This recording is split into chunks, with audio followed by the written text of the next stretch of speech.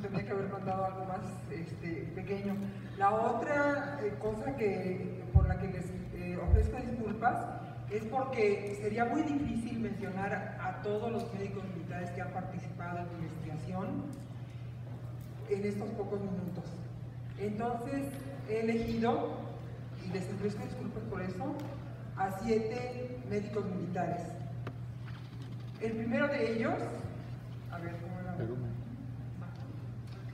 El primero de ellos es el doctor Eliseo Ramírez, que en realidad, bueno, antes tengo que decir que estoy muy emocionada de regresar a mi casa. Muchas gracias por la invitación.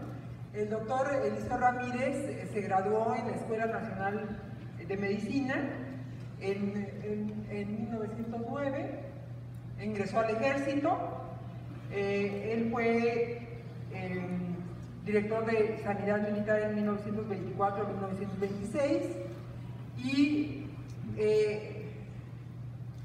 hay un acontecimiento muy importante, un descubrimiento muy importante del doctor Eliseo Ramírez, que seguramente nuestros maestros, ginecólogos, lo saben.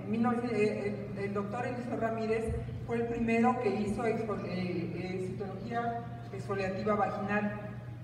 El doctor Pumate en 1993, voy a leer lo que escribió acerca del doctor Eliseo Ramírez. Dijo: investigador autodidacta, hizo la contribución mexicana más importante y original en las ciencias médicas del presente siglo. Descubrió los cambios morfológicos de la citología vaginal que ocurren durante el ciclo menstrual y se adelantó 6 años al descubrimiento de Papa Nicolau. La publicación de trabajos de Ramírez en revistas mexicanas y publicación local, al haber sido escritos en español, y la ausencia de un medio receptivo para generar crítica, estímulo y mayor proyección, hizo que pasaran casi inadvertidos.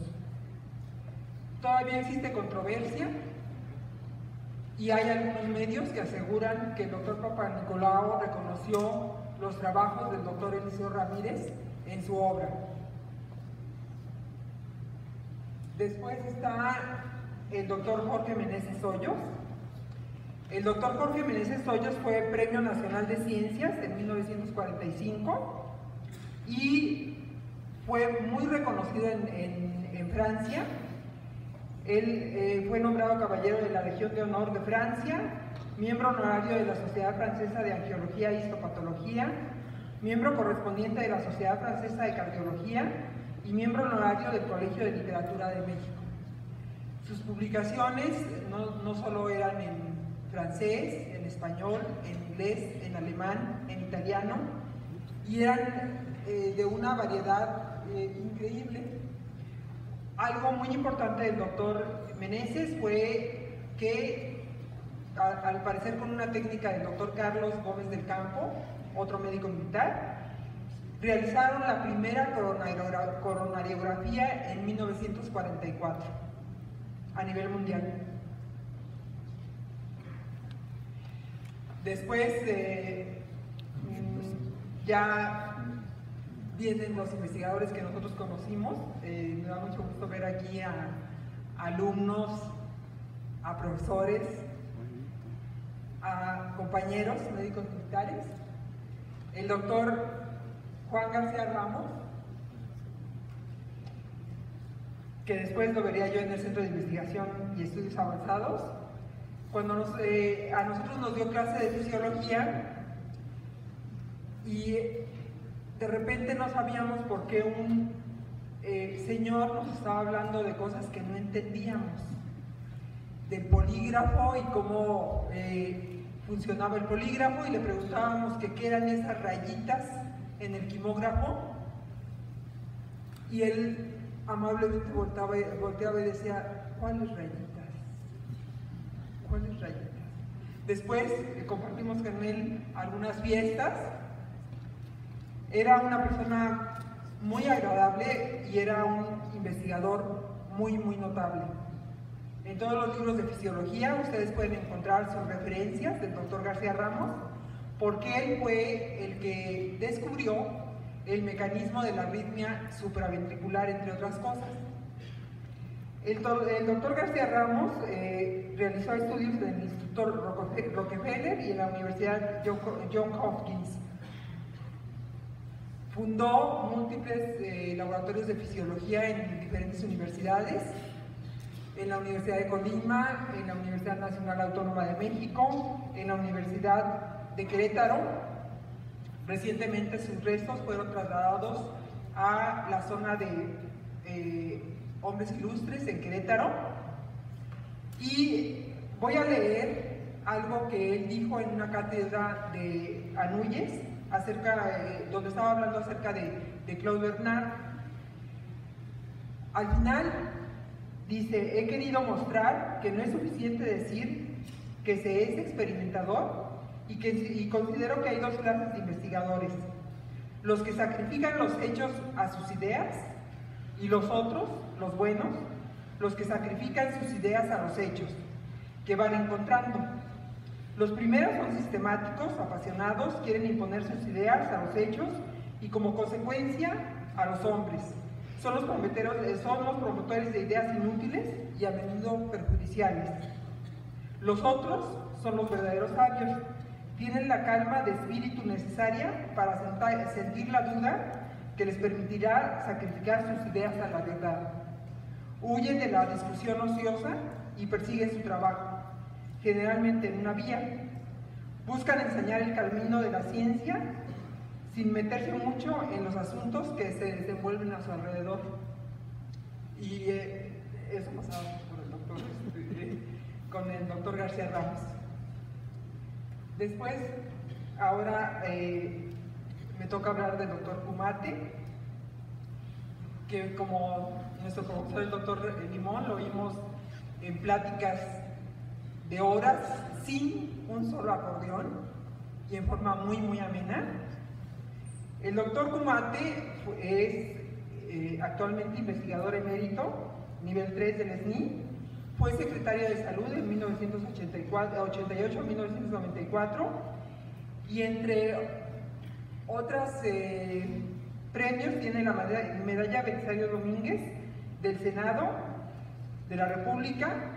Fue nombrado oficial de la Legión de Honor de Francia, condecoración de servicios distinguidos de la Defensa Nacional, collar de la Orden Rodolfo Robles en Guatemala, banda de la Orden del Tesoro Sagrado de Japón, premio Carnoti Balbis de la Academia Nacional de Medicina, premio Torruela de la Academia de Pediatría, profesor honorario de la Universidad de Zulia en Venezuela y de la del Centro de la República Dominicana, de la Cayetano Heredia de Perú.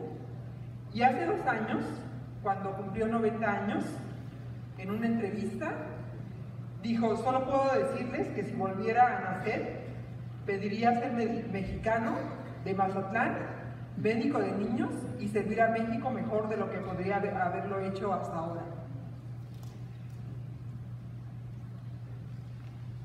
El doctor Edmundo Calva Cuadrilla, que actualmente sigue por aquí dando clases. Curiosamente es de la misma generación del doctor Kumate. El doctor Calva fue fundador de la Sociedad Mexicana de Ciencias Fisiológicas y de la Sociedad Mexicana de Bioquímica. Esta es una foto de cuando se fundó la Sociedad Mexicana de Bioquímica. Si lo ven, como muchos de nuestros maestros aquí, sigue pues igualito, ¿no? Fue investigador del Instituto Nacional de Cardiología, obtuvo por concurso una beca, la beca SCUIP y una de la Fundación Rockefeller para realizar doctorado en la Universidad de Wisconsin. En 2003, en una semblanza que publicó el doctor Santana Mondragón en la revista de Sanidad Militar, cuando le hizo una entrevista al doctor Calva para que diera su currículum, el doctor Calva dijo: puede expresarlo en una pequeña frase. Es un hombre que siempre se ha comportado de manera honrada y siempre ha cumplido con su deber. La Universidad Autónoma del Estado de Morelos, por su trayectoria en bioquímica, otorga al mejor alumno de bioquímica cada año, desde 1994, el premio Edmundo Calva Cuadrilla. Con mucha tristeza hablo de nuestro querido maestro, el doctor Luis Benítez Briviesca, que muriera hace casi año y medio. Voy a tener, les pido también, les ofrezco una disculpa porque voy a tener que hablar de manera personal.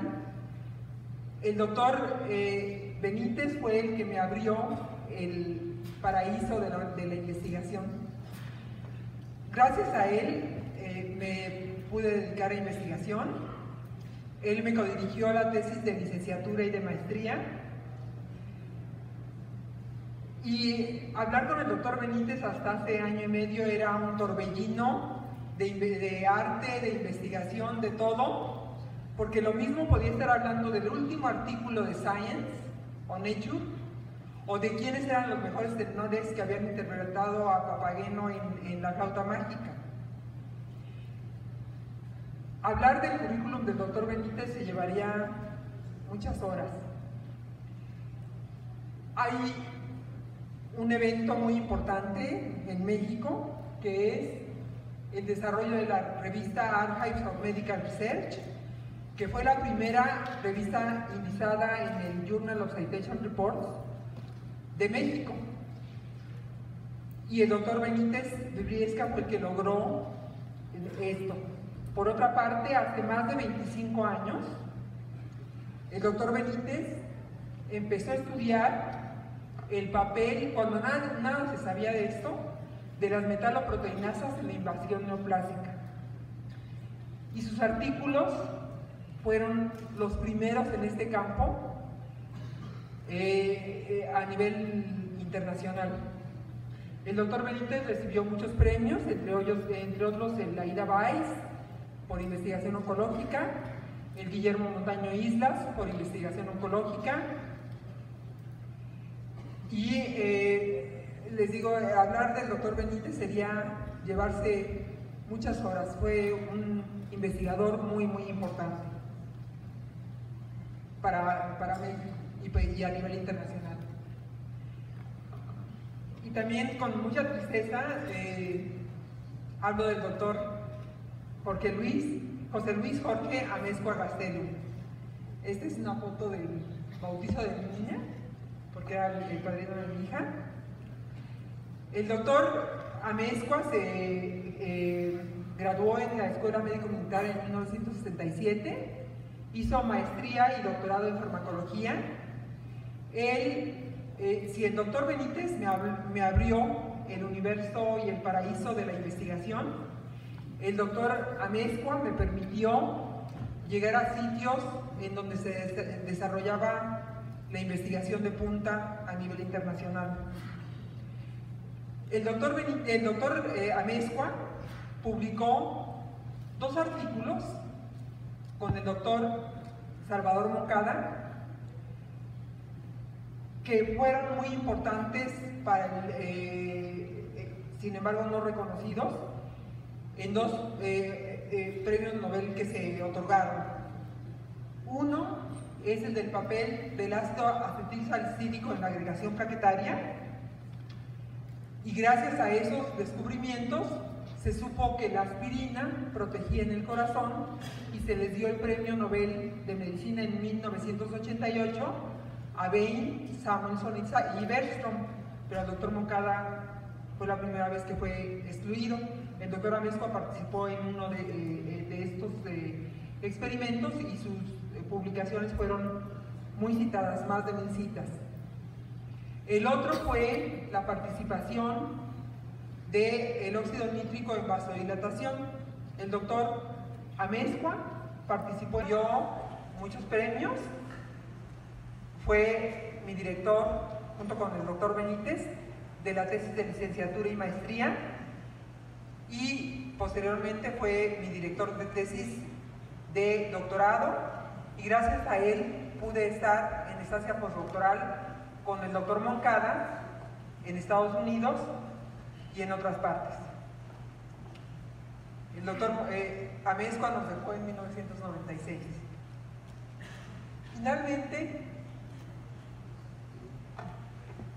quiero hablar del eminente doctor Jaime Berumen Campos, El doctor Jaime Berumen Campos es de una generación después de la de nosotros, en 1982. Fue el primero en realizar la técnica de identificación de individuos a través de huella génica en México.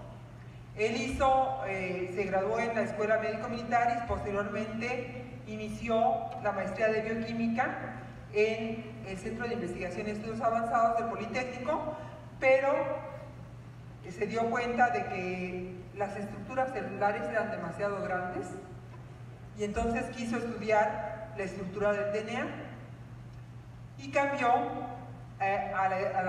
se fue a la Universidad Nacional Autónoma de México, en donde terminó la maestría y el doctorado en biología molecular, bajo la dirección de otro médico militar investigador, que es el doctor Carlos Castañeda Morales. El doctor Berumen, de los hallazgos más importantes que tiene, es el descubrimiento de variantes asiático-americanas del virus de papiloma humano. Esta investigación la publicó en el Journal of the National Cancer Institute, que es una revista de un nivel muy alto, tiene muchísimas citas. Estas variantes pueden explicar por qué la vacuna del virus del papiloma puede no ser útil en las mujeres latinoamericanas de origen con carga genética americana, autóctona americana. También puede explicar por qué el cáncer cervicuterino se presenta en edades más tempranas y es más agresivo en las mujeres latinoamericanas. La investigación del doctor Berumen está ahora dirigida hacia la integración del genoma viral en el cáncer cervicuterino y todos los mecanismos que llevan a el desarrollo del cáncer cervicuterino a partir del papiloma humano. Con esto finalizo y nuevamente les ofrezco una disculpa por no poder hablar de todos los médicos militares que han incursionado en la investigación. ¿Tantán?